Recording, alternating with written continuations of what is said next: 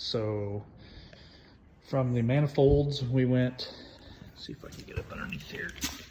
Let's see or not.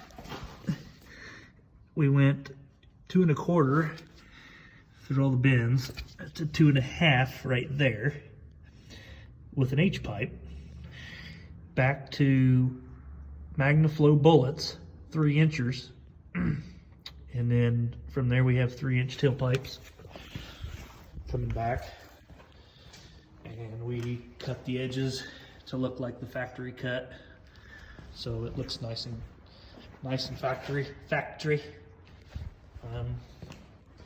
Coming out the corners, or out the sides, I should say.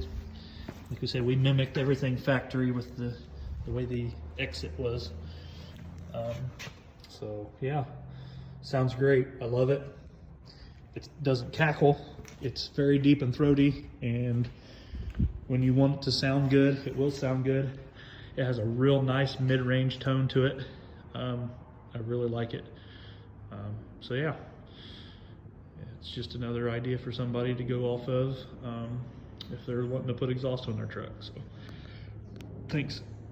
I also wanted to point out that the reason with going the H pipe was not for performance. I mean, it is a 130 horse stock 6.2 that's never been touched, never been molested. So it was strictly put in there for sound to equalize the sides. If I got a little bit of mileage from maybe helping some cylinder scavenging out of it, so be it. That's great, but it was not for performance. It was strictly for sound. With that being said, I do notice it has a little more mid-range torque, it seems.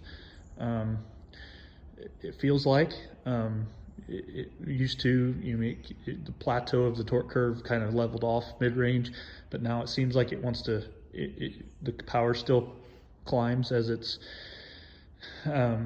accelerating. It seems to be a little bit different.